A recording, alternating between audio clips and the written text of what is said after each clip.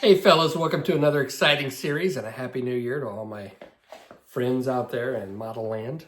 I got a new coffee cup. My wife and kids got me this coffee cup for Christmas and it changes colors with hot water. So got some nice hot coffee in here. It's all nice and green because I play Xbox. I play video games with my buddies online.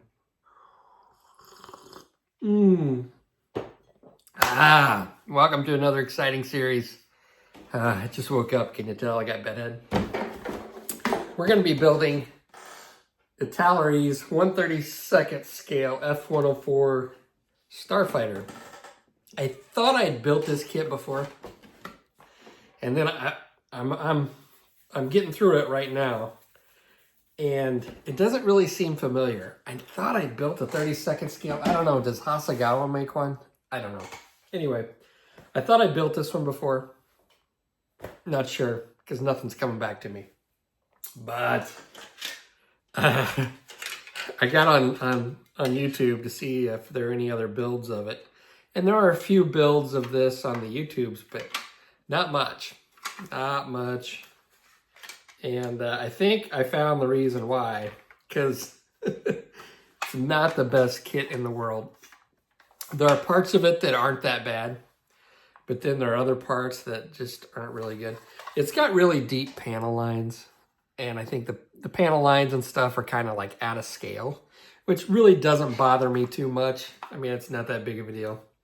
They're not like so bad that, you know, I've seen worse. But I don't know. It's just the molding on this kit is not the greatest. It seems like every part has a big mold, like a seam line where they molded it and you have to scrape it off. So, you know, I'm not going to complain about it. It was free. This was one of the ones that was given to me by one of my viewers, which I really appreciate. And it's something that I've been wanting to build. So I'm not gonna complain about it. It's just I don't think this is going to be the easiest kit to build in the world.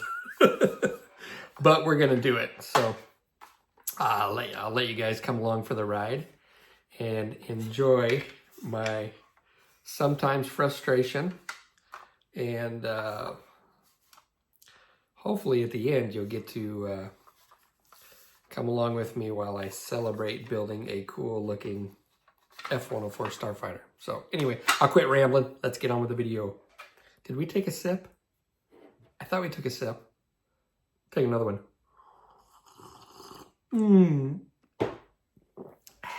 So the first thing I'm working on is the cockpit, and I've already got it together. And you can see I went ahead and I installed the seat into the cockpit, which is something I wouldn't normally do. But because this is 32nd scale, I can get in there and I can paint it. The seat's not too bad, not too badly detailed.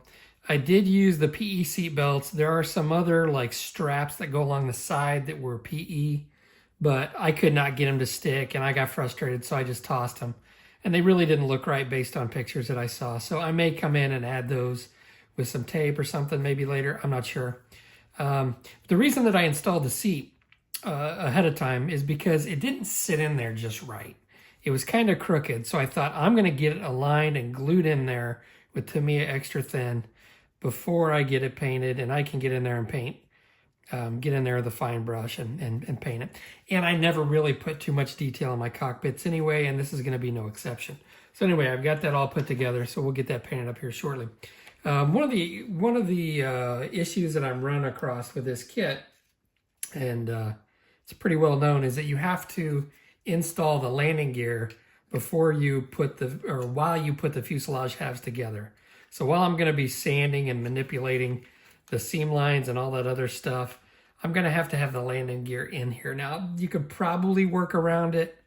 I'm not sure. It's going to take a lot of work, and I think I'll probably it'll be just as easy to go ahead and install it rather than try to get a workaround on installing the landing gear. And the main reason is this piece right here, which I have done this before on an F-16 build. I don't know, maybe I can do that. It might just be I snap these off. I don't know. Maybe I will try to find a workaround on this. he might be able to get that done. So I don't know. We'll work on that here in a little bit. But anyway, what you run into with this kit all over the place are these nasty mold lines. We can get the camera to focus. Focus on me, camera. Stupid head. Okay, we'll try to. But there's this is a landing gear. It is all one piece, which is kind of nice. But the mold lines on these things, there's just mold lines, ejector pin marks, just poor molding quality all the way around. So I am just working on this right now, just trying to take care of these mold lines and clean this landing gear up. I've already been working on this for about, I don't know, half an hour, and I'm about halfway done. Just getting this stuff cleaned up. You know, and it's not really hard to do, it's just a pain in the butt. It's like, just a little bit better quality molding would have made this so much better. But anyway, this is what I'm doing here.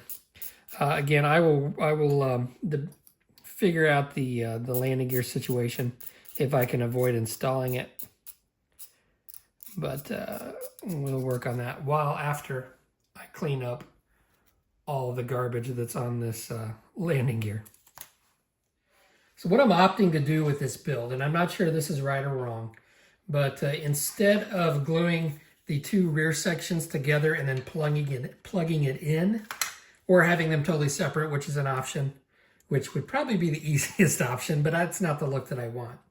I'm going to go ahead and I'm going to glue the halves together, because my fear is if I glue the two rear halves together and then the two front halves of the fuselage together and then try to mate them up, when I was dry fitting, it looks like I was going to have a big step on the bottom. And that's going to be more of a problem than if I go ahead and then glue these halves together right here and then clean it up and then just have the seam line down the center. So this one, as you can see, I've got this clamped. This one was kind of warped in places. So I got it together the best I could. Now trying to figure out the best way to do this, I don't know that there's a best way. So what I'm doing is I'm just doing it the old-fashioned way, and I'm going to glue it and hold it. I've thought about clamping and taping and get everything aligned. It's just really difficult to do. So what I've decided to do as my best option is I'm going to put it together by hand the best way possible, and I'm probably going to have to do cleanup. And I'm just going to glue it this way. So I've got my Tamiya extra thin quick setting here.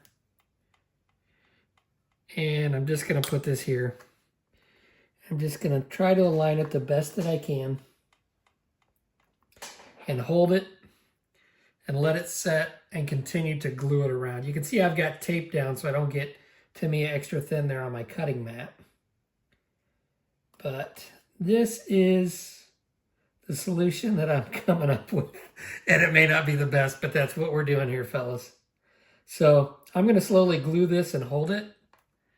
And then we'll come back in a little bit here and see how that join glued up. Now I'll probably reinforce the inside of the join with some sprue goo, which is what I did on the other one over here, because there's not a whole lot of purchase.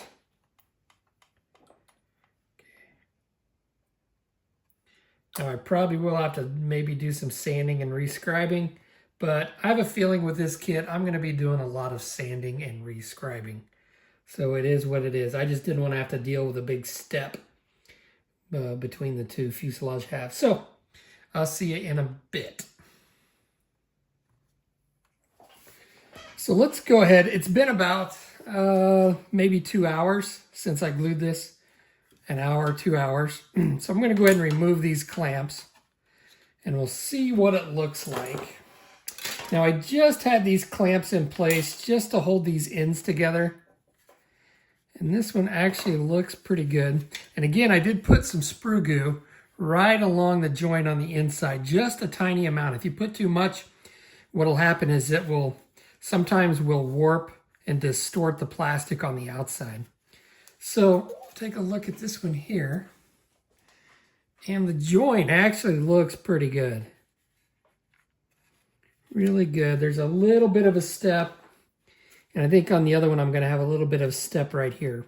So I may have to fill in right along the tail fin here.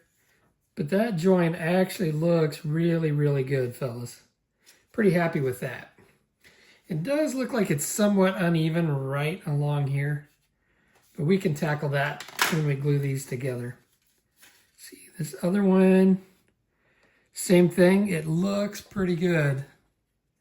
Pretty happy with that. So I shouldn't have too many steps. Now, I knew I was going to have an issue, and one of the reasons that I clamped it with these really heavy-duty clamps was try to get these to butt up, because it was fine here, but then these parts were both warped a little bit, so I got a little bit of a step here. So what I may end up doing is just filling that in, or maybe sanding that away. I don't know. We'll tackle that later. So what I want to do now, since the plastic really hasn't fully cured, I want to go ahead, but it's pretty solid. I want to go ahead and I want to put these together, and I want to leave these at least overnight together. So as that plastic cures all the way, or most of the way, it will be in the shape that I need, and it's not going to distort anymore. That is my idea. So let's see how these fit up. Well, it looks like we're looking pretty good so far, fellas.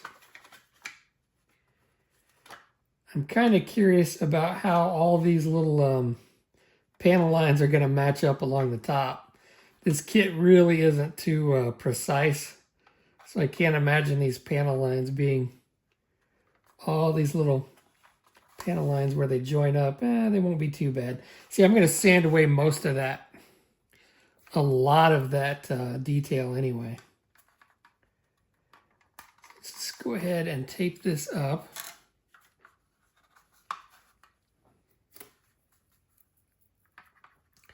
And we're looking pretty good here on the bottom.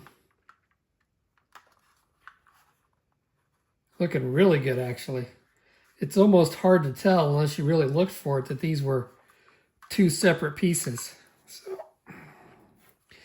this may work out, hopefully.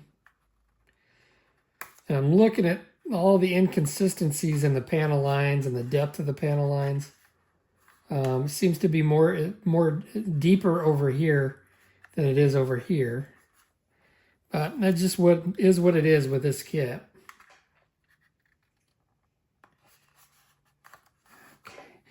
So my idea is, as the glue sets and as the plastic hardens, everything will be nice and neat and conform to where it's supposed to conform to.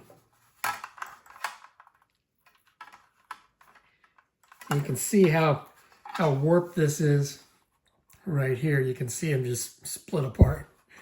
Get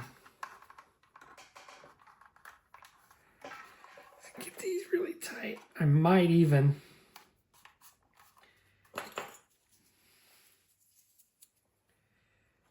clamp this together.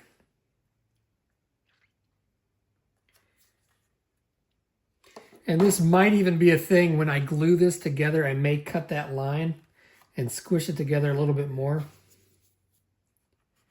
I don't know if these clamps are going to do much good, if we're being honest. I just don't think I'm going to get rid of that step unless I sand it away, or so, I don't know. Anyway, so I'm going to go ahead and tape the rest of this up and leave it for a day or two. Since it is the holidays, I probably won't be working on this every day.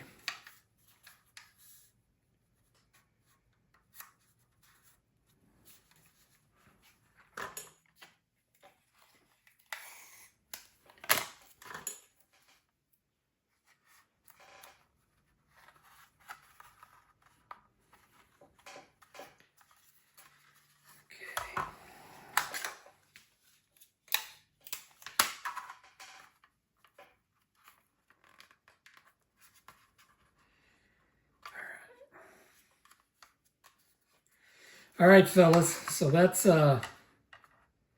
step one in getting the fuselage halves together. These wings were warped really bad. So what I did is I hit them with a hairdryer.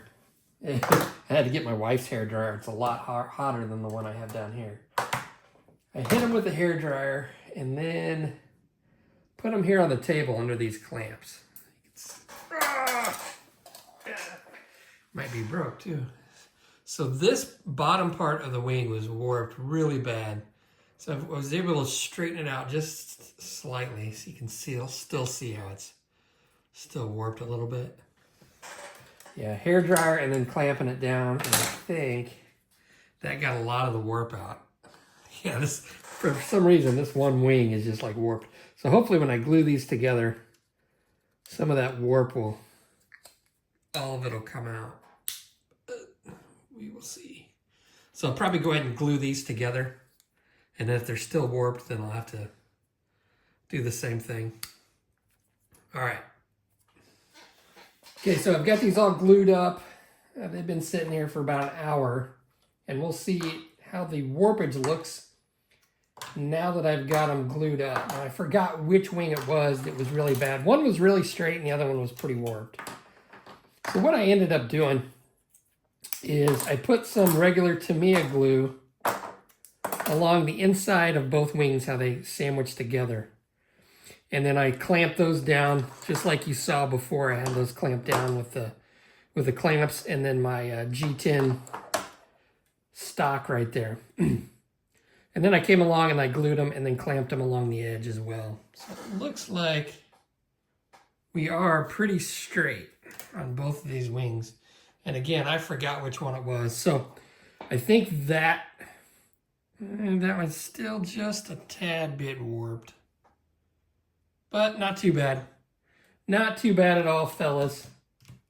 I may actually, with this one right here, I may go ahead and clamp this down as it dries. Let me grab some clamps. In fact, I'll probably clamp both of these. I'm not going to put a whole lot of pressure on here, but I just want to, as that glue sets and dries, I want to make sure that it's flat. Again, I don't want to put too much pressure on here, just enough to hold it down. Get my other clamps here. I don't know if you've ever seen these before. I forgot where I got these. I think I got them off eBay, but they're like friction clamps. Really nice. They got soft little edges here. And this is just regular G10. I used to make knife handles, custom knife handles, and it's just G10. It's really flat, really hard. Go ahead and clamp this down. So I will leave this like this for probably the next 24 hours. And then hopefully that will take any warpage out of it that there is. Okay, fellas, so I'm painting the cockpit. And as you can see, I did add that, like those mesh belts that are along the side. And how I did that, I just used strips of Tamiya tape and I made like a little mesh structure and then I put them on there.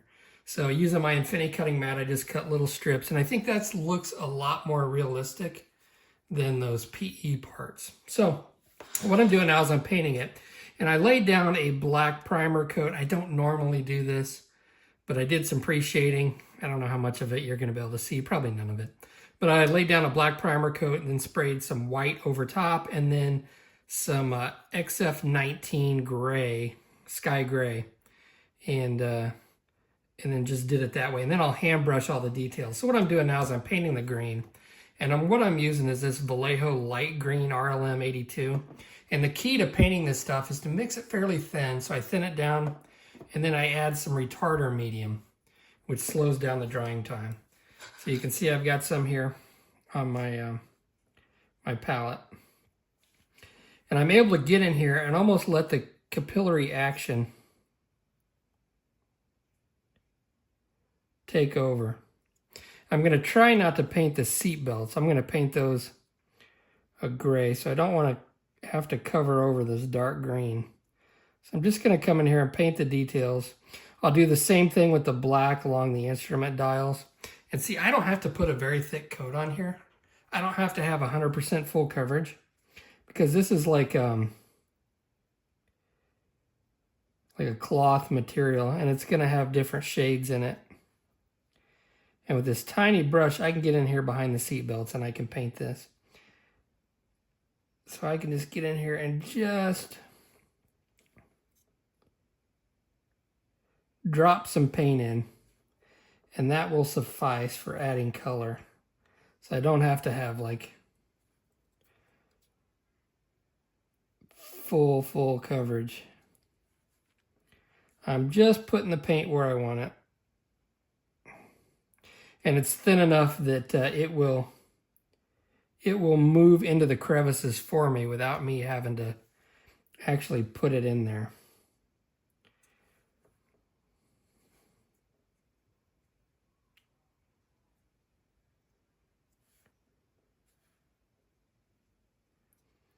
And with this retarder medium in here, what's going to happen is it should have enough time to be wet that it flattens out on its own.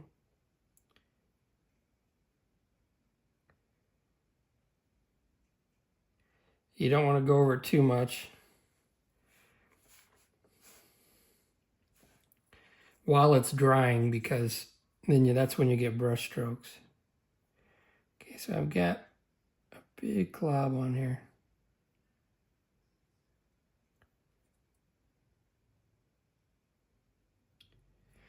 All right, so that's what I'm doing, fellas.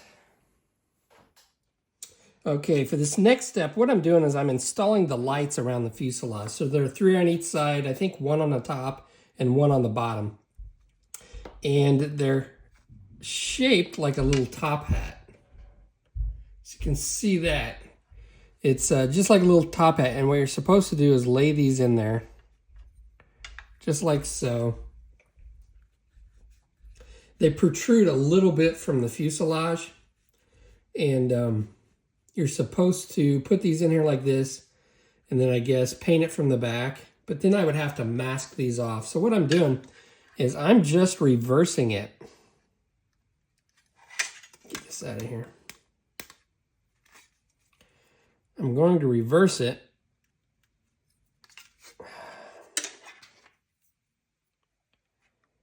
So I'm just basically turning it upside down.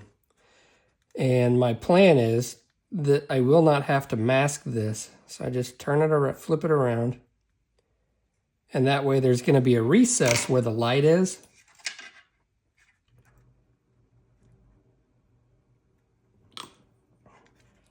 Just like so. So instead of the actual clear part protruding, there's now a recess. So what I can do is I can just spray the whole model without having to mask anything off. And then what I can do is I can just add a little bit of paint and then some UV cured resin and then bring it up to the level of the fuselage. And I think that's just going to work out a little bit easier than doing it the way that they said. So anyway, there's the top hat shape. I'm going to put it in reverse. If I can get in there. Okay. I'm just going to do this with all the lights around the fuselage.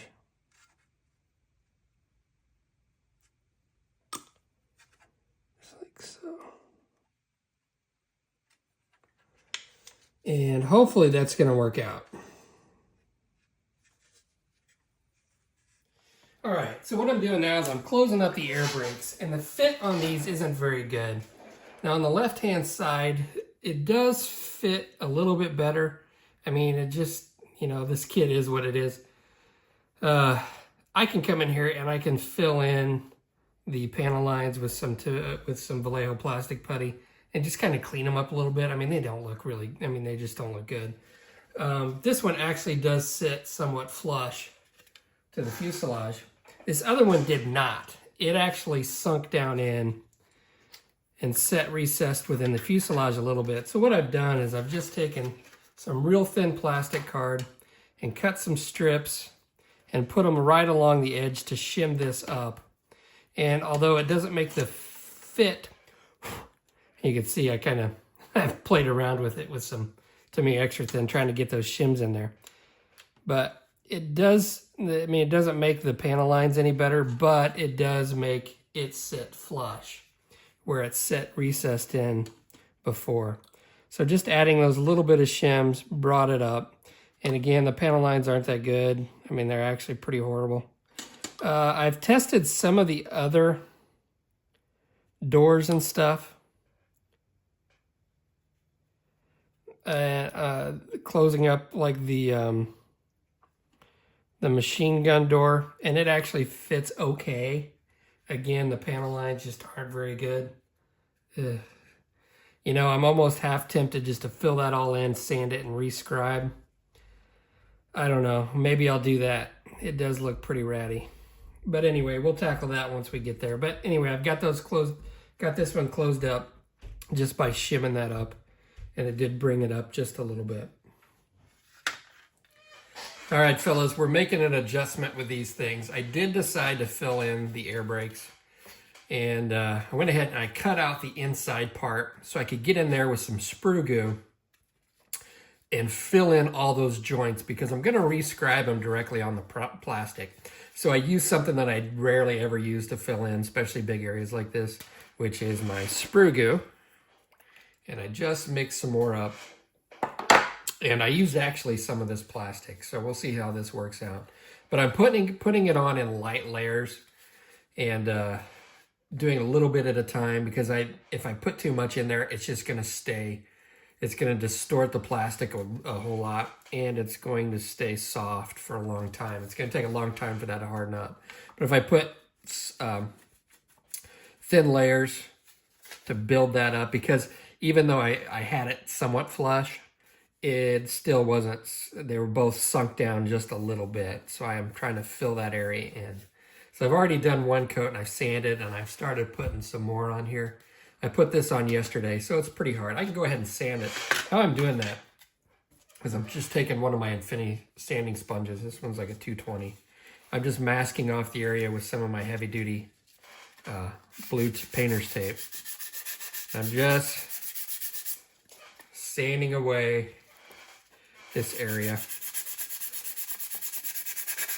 Sanding it down, trying to get it flush, and I'm not pushing hard. Just doing my sanding, and I have a feeling I'm going to be doing a lot of this on this kit. So, just doing this, sanding. And, yeah, that's what I'm going to be doing. That's probably where I'm going to end the video. Just doing some sanding. Nice and smooth. Feel that? Yeah. Good sanding. Nice. Nice and smooth sanding. Trying to get it all flush. And I don't know that I'm going to put this much effort if some of the other panels don't fit. The one up here, I think fits okay. I may try to fix it before I get to the point where I have to fill it all in, but who knows. All right, cockpit, I got it in. I went ahead and glued this in. What I'm gonna do is I'm gonna glue the sections. Let me grab this thing here. Okay, let me show you where I'm at as I close this video out.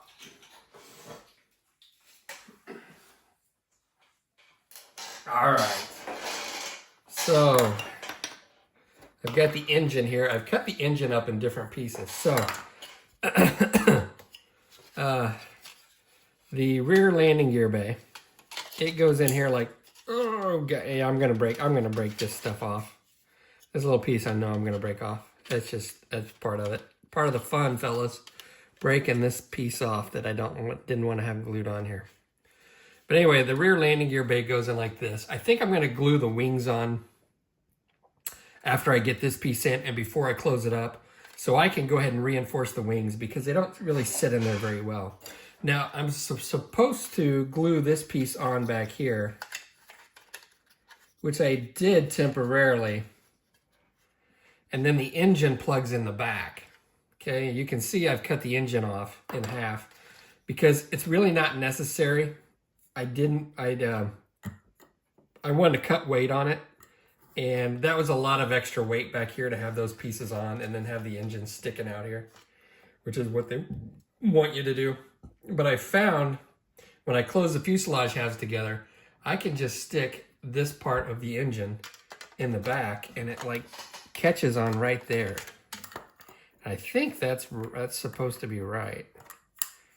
So the engine will actually catch on that little lip. And so I can just paint the engine separately and then glue it in afterwards, which is my idea. So it should catch on that last little lip. I think that's right. It looks right. Anyway, and so yeah, I'm cutting out a bunch of this stuff. Dead weight, not necessary. The front landing gear bay was a bit of a pain.